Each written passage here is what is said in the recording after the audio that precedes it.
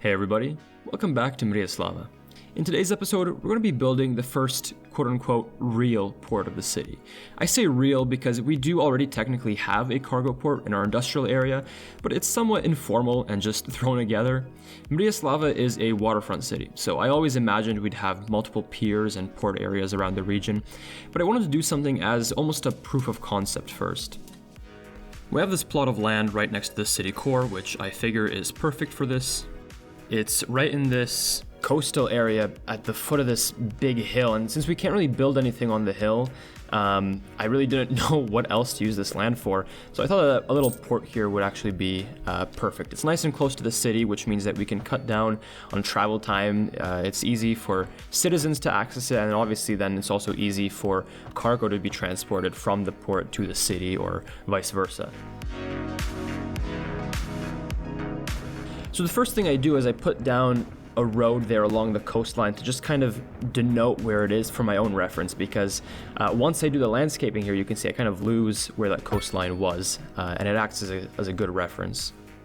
Now, I don't want this to just be a cargo port, especially since we're this close to the city. This is actually probably the best location for a passenger port, and I knew from the very beginning that I wanted it to be easy for citizens to get here, so I knew I wanted a metro station.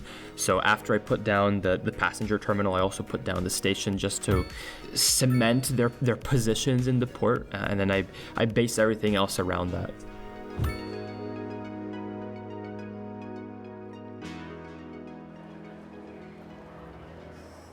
Now, Mriyaslava is getting built on the Tampere map, and some of you might remember that I actually have just recently been to Tampere, thanks to Paradox and Colossal Order, and I really liked, there's this amusement park area right on the water, and I mean, I didn't want to have an amusement park here necessarily, but I wanted to take elements of that, and so I put down this nice Ferris wheel building. And then you'll also see later on I put a sightseeing tower, which is actually based on the one in Tampere. And it just makes that sort of passenger area a little bit more useful, I guess. You know, rather than just being that port, it's also a destination for people in the city to come to. So I make my waterfront areas the standard way. In fact, I don't really know how else you would do them other than this. Basically, I mean, you saw me. I did the land terraforming first, and then I draw out all my piers with roads, and then I'm upgrading those roads with quays on one side, as you can see here. And then basically that lets me carve away the land later right up to those roads. I know some people like to wait to carve out the land until like the very end of the project. I guess in my case, I like to do it pretty early on once I have the layout established, and basically that just lets me get a much better idea of what the entire area will look like.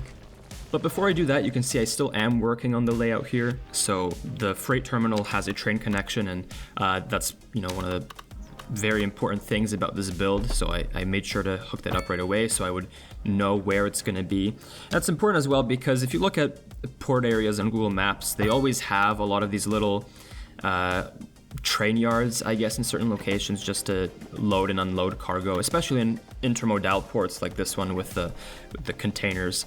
So I knew I wanted to have a bunch of tracks throughout the area, and so you'll be able to see that later.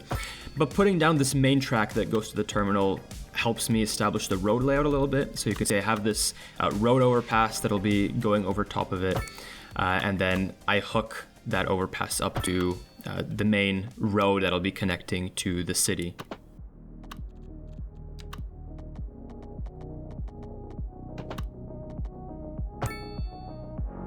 Now, actually, you'll see me in a second upgrade this road to a 4-lane highway instead. And that's just because it doesn't really make sense for this road to have sidewalks. Like, I doubt anybody is really going to be walking here from downtown. Maybe some people, but it wouldn't really be safe. It's quite a long walk as well. Make much more sense to take the metro or the bus connection we'll be making later. So I replaced everything except the bridge with this 4-lane highway.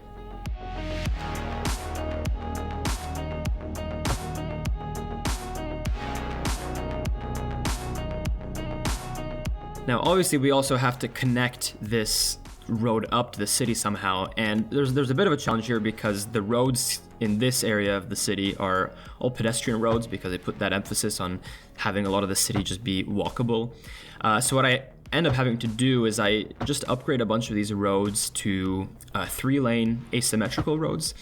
And so that way they still have the same footprint as the 2-lane roads, but they're without parking. And what that also lets me do is create turning lanes. So we'll have a bit of a traffic improvement there as well, in case, it ever becomes overwhelming with all the cargo traffic from there. But we'll see. This is something that'll be subject to change with time, I guess. We'll have to see what the traffic flow in and out of the port is, and maybe do some big changes to the road system here.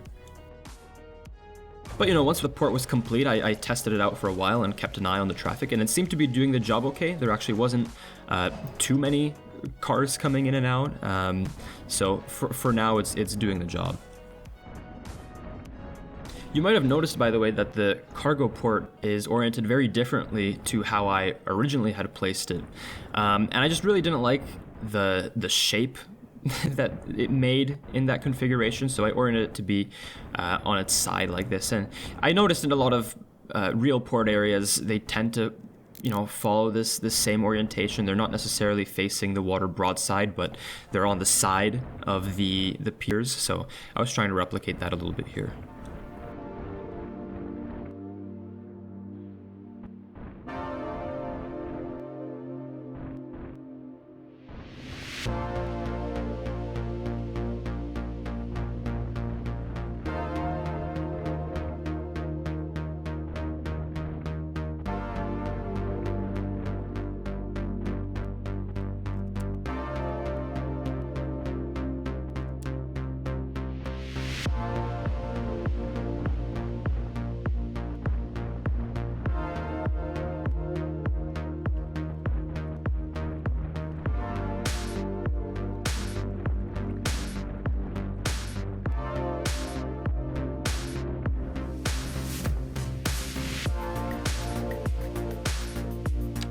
So in my usual fashion, before I do detailing and really filling out the area, I like to do all the main connections first. So the next thing I did was hook up the metro to our actual metro system in the city. We have a really good situation here because we're right next to the hill, which means we can tunnel straight into it instead of needing to slope down into the ground. To be honest, I'm still not 100% set on how we have the metro system currently set up and laid out. I do like this line that we're hooking up to the port here because it actually has some use and it's going somewhere. But we have that other line that goes through the university, which I'm not 100% happy with. So we'll see. The metro system might very well get some changes down the line, but for now, it's there and people are using it, which is the most important part. I have to say though, building metros in these super dense areas of the city is very tricky. I don't know what it is, but in underground mode, it just seems to be very finicky. And you saw there just a second ago when I was putting down the tunnel, like it wasn't perfect. It only had the retaining wall on one side. And it took me a lot of tries to get it looking how I wanted. And the way I did that was literally, honestly, I don't even know how I did. I kind of just kept trying to put it down until it worked, and eventually it did. But yeah, the metro system is definitely a little bit tricky to work with.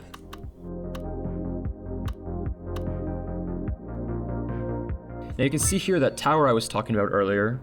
The reason I put down the metro before it was because I really wasn't sure where it would fit, and I had to get an idea of what the footprint would be like. But you can see here, it ended up fitting pretty nicely. I just put it right next to the Ferris wheel. And yeah, maybe the Ferris wheel does block the view a little bit for people in the tower, but I think it's still a pretty good setup. Now, some of you might hate me for this, but I couldn't help it. I ended up trying out the parking lot roads. I just didn't really know what else to do with this plot of land here, so I made the surface lot. And if you look at port areas, they tend to have a decent amount of surface parking, so it's not completely unrealistic. Probably could be a little bit more compact, but for now, I think it gets the job done. And it does actually get a lot of usage I noticed, which is good. Probably just because we don't have a lot of parking in the city to begin with. But yeah, we'll see. I wanted to try it. It actually wasn't too bad to draw it out, but it definitely would be nice to be able to make, a little bit more irregular parking lots that fit in weird lot sizes. But like I said, that's something we'll see down the line. At this point, I was pretty happy with the core layout of the area, so I started to create all the different transit lines. So I did the metro line, and then the next thing I did was I created this little port express that goes from our bus terminal to the port here, which actually has this little bus terminal upgrade. It has quite a lot of bus spots. I'm not sure what we'll do with the other ones there. Maybe create some other bus routes, but for now, I just created this one line that goes to it, and it does get a lot of usage actually. It and the metro people are going to the port area, so it's doing its job. I guess I never really show or talk about line settings after I've created them. All the lines in the city are day and night. I never changed that. In fact, I don't think I even ever used only day or only night, like even in City Skylines 1. I've just never really found that useful. I think it's good to have them around all day long. It lets people use the transit whenever they want. The only real tweaking that I did to these ship lines here and the bus express line as well is I just set it to the minimum amount of vehicles, just because there isn't a huge amount of demand right now. There's not a ton of people using the ships, and there isn't a huge amount of demand on the bus either. But if there is in the future, we can always increase the amount of vehicles to meet that demand. So you can see here I'm putting down those tracks I talked about earlier. For some reason, now if I try to put down tracks right next to each other, like the unit over, it doesn't work. It starts like merging or something. So I use the parallel tool instead, which, I guess it's what it's there for. But I swear it used to work in the past. I don't know, maybe it was some recent update that broke it. I know some other people use the road builder mod as well to create their own sets of tracks with however many tracks that they want. But honestly, I haven't been using it too much. I've given it a try here and there. Like you can see the roads along the border of the piers are a custom road that I made. I don't even remember what it is. I think it's like an alley, but it's a little bit wider. So it's nice for that, but I definitely need to use it a little bit more to get familiar with it.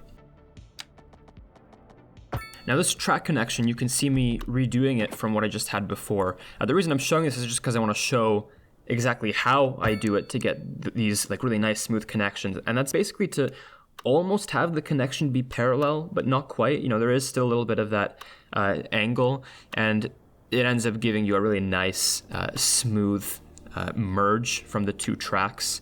If you do it a little bit too shallow, the tracks become a little bit wonky, like they spread out. I don't really know why that happens, but I just don't think the network likes it if you merge too cleanly.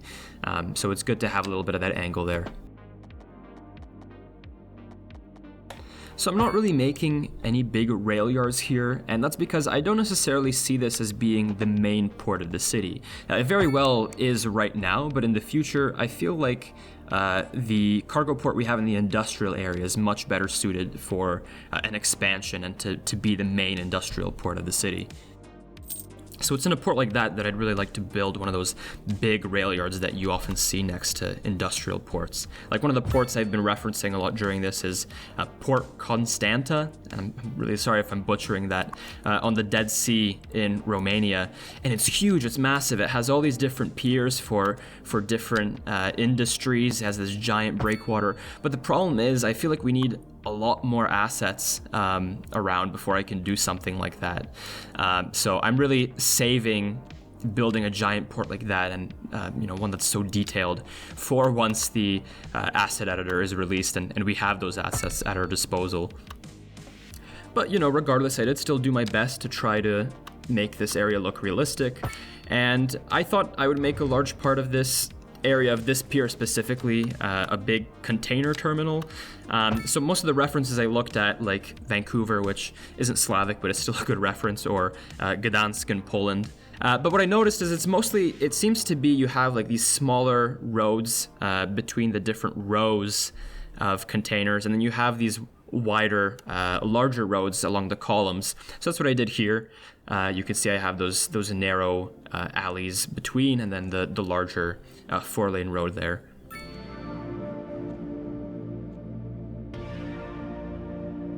Making the container terminal itself isn't too hard. I put down these random container pile props, and which is nice because you get the automatic randomization in there. And then I just move them around with Move It to sort of get them in the position I want.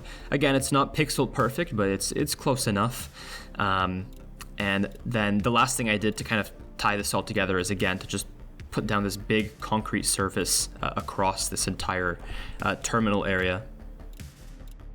I really wanted to have some of those like gantry cranes that move the containers around here, but there isn't a prop like that, unfortunately, which I was surprised about because I swore I had seen one somewhere. Or at the very least, have some of those tracks that they run along, but all the tracks in the game have catenary poles on them, and they also have the ties, so you don't really have the embedded tracks sort of just in the concrete, but I'm sure that'll be around in the future. I've also been using the recolor mod a lot lately. It's just been really useful, and you can see here I'm using it to give some color variation to all these different containers. And honestly, I feel like this is such a small step, but it really made such a big difference to the overall look of the place.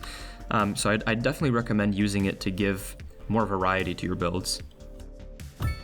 Now you can see the area is slowly filling up. We're slowly building it out. The next thing I did is put down some of the core service buildings. So, a little fire station, a little police station that'll fit into this corner here. I don't put down any of those big buildings because it's a pretty small area. We're right next to the downtown. And in fact, these little buildings can actually supplement the downtown a little bit. But I'm really glad that we have these smaller stations now, because before it was pretty annoying to have to put down those huge buildings everywhere.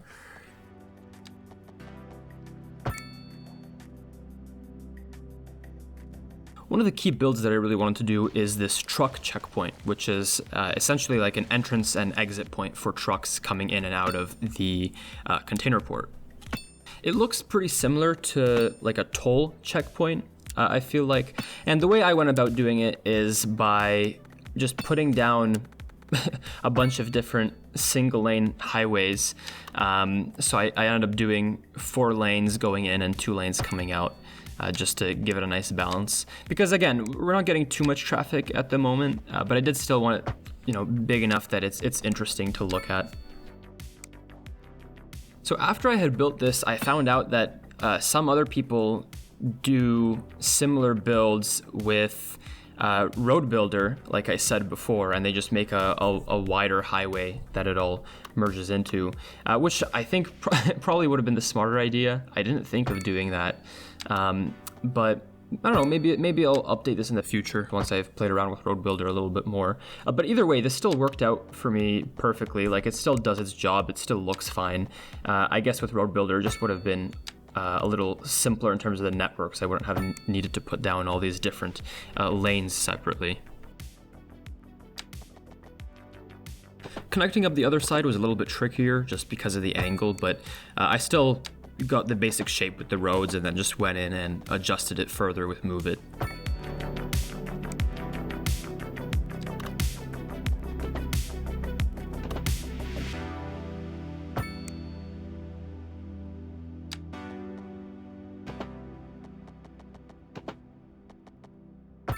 One thing that's a little annoying about the way I did this is, much like the train tracks, the roads are very particular about how they want to be placed. If they're too close together, there's issues with the road markings and the asphalt rendering.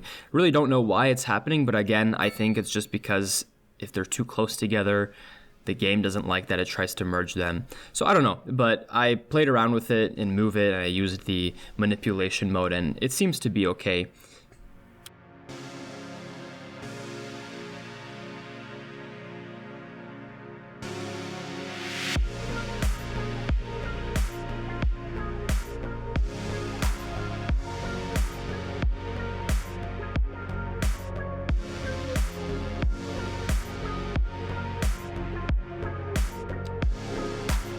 Now to decorate the checkpoint, I ended up using these parking lot booths that I put between the lanes.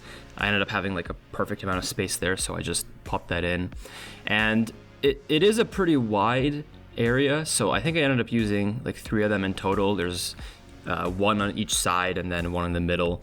So I don't know if that's completely realistic, but I wasn't going for perfect realism. I just wanted to fill this area out somehow.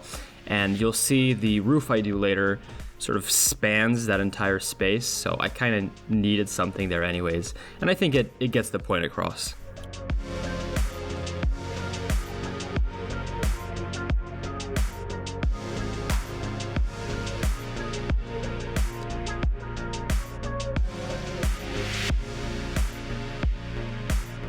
For the main building, I use these larger parking lot booths and just place them together. I think they get the point across. I guess I could have used like an actual building too and connected it up to the road, but I liked using these parking lot booths and they fit the style. So that's what I ended up using here.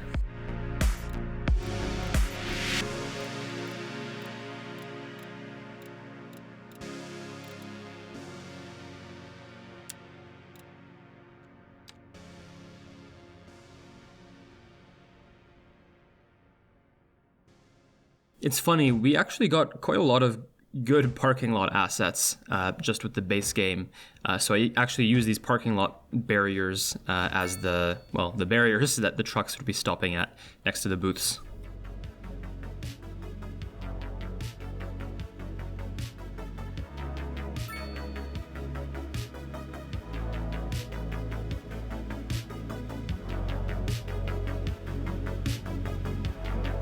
So the checkpoint was shaping up, but like I mentioned earlier, I really wanted like a big, broad roof over the entire thing, because I feel like that's a pretty iconic piece of imagery that you associate with checkpoints like this. But unfortunately, I couldn't really find any good roof assets, so what I ended up doing is using these horizontal concrete pillars or beams or whatever they're called, and just raising them up above the booths. It's pretty overkill. Kind of brutalist, I guess, almost. Which could fit given the, I guess, Slavic nature of the city. But yeah, I don't know. I would like to have a thinner roof, but I couldn't find really assets that fit it. So pillars it is. And then in terms of supporting it, I put down other pillars as well.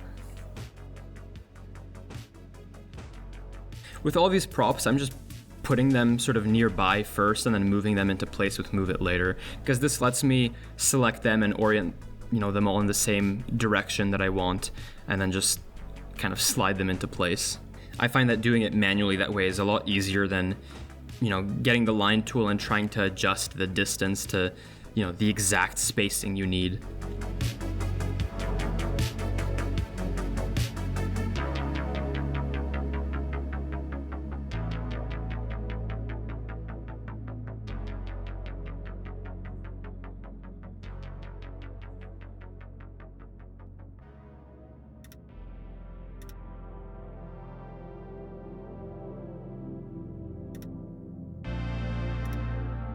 In terms of detailing, I'm again trying not to go overboard. I put down a little surface area, fence it in, maybe a couple of props. And this time was actually the first time I used decals as well. The reason I kind of stray away from detailing, or at least have been, trying to hold back on it for now, is because I find that it's kind of a never-ending thing. You can always get more detailed, and in this city I really wanted to be able to expand and build a full city and not get too focused on all those little details. Don't get me wrong, I love it, but I find that I do get carried away sometimes. But either way, I feel like the area came out fine. I put down some wear decals later as well, and I think it sort of got the idea across of what this area is.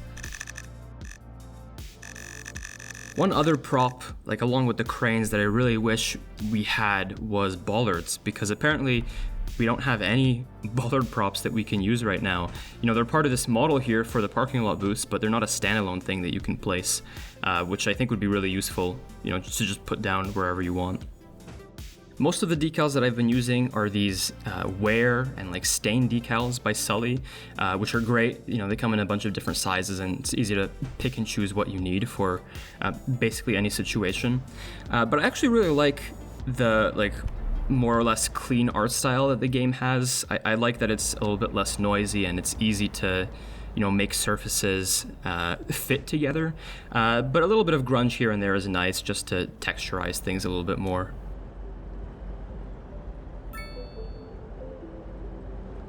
By the way, this little area here is like a secondary checkpoint because I have two sort of roads leading into there. And it's funny because that one actually ends up being used more, but I still, gave it a couple little booths. One visual that I really wanted, that I noticed at every single port I looked at, was to have all these ships everywhere. Like, they're docked at basically every pier, every free space there is, there's some ship there taking up that space. And I found out while trying to place these ships that the vehicles you find through Find It are actually vehicles. They're not props, they're actual vehicles. So you could see here I put down a ship a little bit too close to a ship path and it just drifted out. So unfortunately I was limited to areas that are far enough away from the docks and the ship path. But I think it still ended up adding a lot to the area, even though it wasn't quite where I wanted them to be. Now, luckily with the ships, I can click on them and delete them if I need to. But I also did this with some train cars earlier, and those aren't like head vehicles. It's not like the locomotive or something like that. So I actually can't delete them. And if anybody knows how to do that, please let me know, because I have a bunch of train cars I can't delete. But okay, we got our vehicle props in, we have our service buildings and our actual docks and everything. Now it's time to actually flesh these places out with buildings and industry.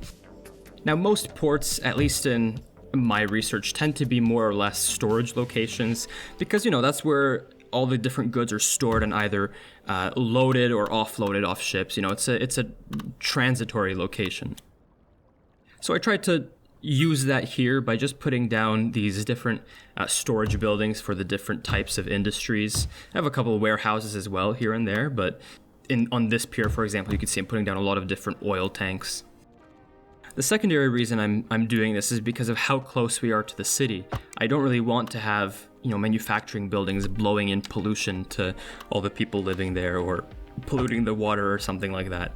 So using storage buildings that are quite literally just storing things and aren't necessarily emitting pollution was the best case scenario here. Now, I don't want to have just oil tanks, so I try to keep a good mix. I have some oil tanks, and then I have some stuff from just general manufacturing industry, just some warehouses like you can see there. And that gives the buildings a nice variety.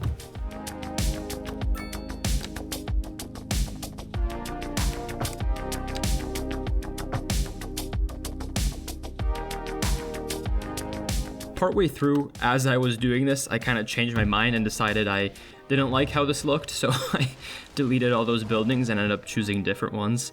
And it's just part of the process. Sometimes you don't really mesh with how it's coming along, and you want a different look to it. And that was the case here. I chose these other buildings to match the vibe I was going for instead. This happens all the time, and oftentimes I just cut it out because it's not really interesting to look at. But I did want to leave it in here just to show that that is literally part of the process, at least for me, is iterating over that. Now we'll jump around here to a different pier. They're all the same, so it doesn't really matter. Just because we don't really have proper sidewalks doesn't mean we can't have some form of pedestrian infrastructure. There are still a lot of workers and they need to get around places. And if you look at a lot of industrial areas like this on Google Maps, you'll find that there's all these little alleyways and paths that maybe even the workers themselves made just for convenience. So I have to provide those here as well. This one behind the container terminal, I'm just running behind the backs of these buildings and along the train tracks, since I had a little bit of space there that couldn't really be used for anything else. I like to finish off the detailing with a little foliage pass. I have a preset with some trees that I like, and I just go around plopping them manually. The brush is nice, but a little too imprecise for me. I like being able to put the trees in specific locations, and it lets me make these, little clusters as well. Trees are such a great tool for building because you can really fill in those unused parts of land, and that's exactly what I do with them here.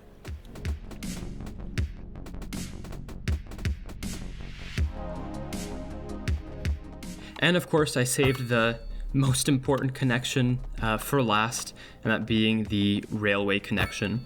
So I knew how I was going to route it. I wanted to go behind the mountain and connect up to the railway that's running up there. So I'm just running it along the coastline, and I terraformed it a little so it's leveled, but then we'll be going up the terrain to meet that main line up there.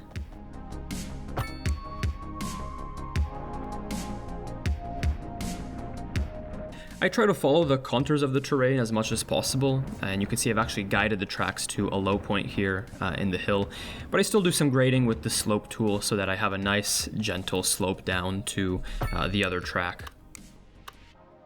And here you can see that issue I was talking about where with the tracks split apart a little bit more for some reason.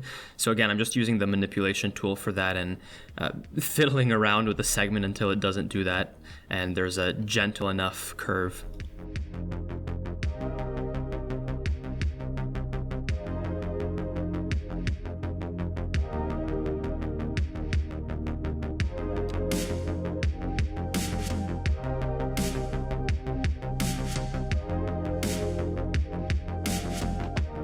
Once that connection point is made, I just drag out the track with the curve tool, and that gives me a nice curve down to this track that heads into the port. And I'll do the same thing from the other direction so that trains can go either way. This main line is really starting to get quite a lot of traffic through it, so I think in the future I might bump it up to a 4-track main line so that we have more room there for the amount of trains that are using it. But for now, it's just the 2 tracks, and I'm upgrading this part of the main line with a bit of a retaining wall here just so that we don't have that steep terrain there.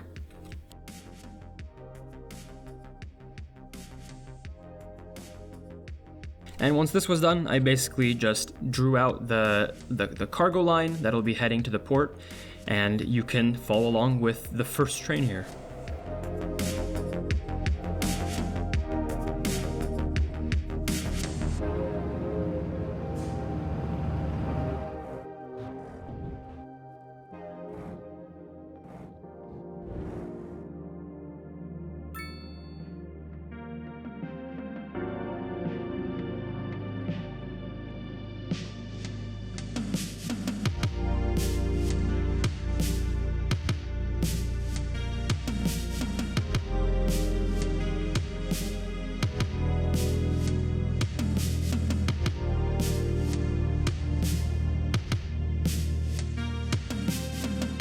And of course, the very last thing to wrap things up was to draw out this district and give it a name. Keeping with the Ukrainian names we've been using, I called this Port Pripliv, or Pripliv Port, which is just like Tide Port, I guess, since I couldn't really think of a more creative name. But anyhow, that brings an end to this build and this video, so thank you so much for watching. I hope you enjoyed, and I'll see you next time. Bye.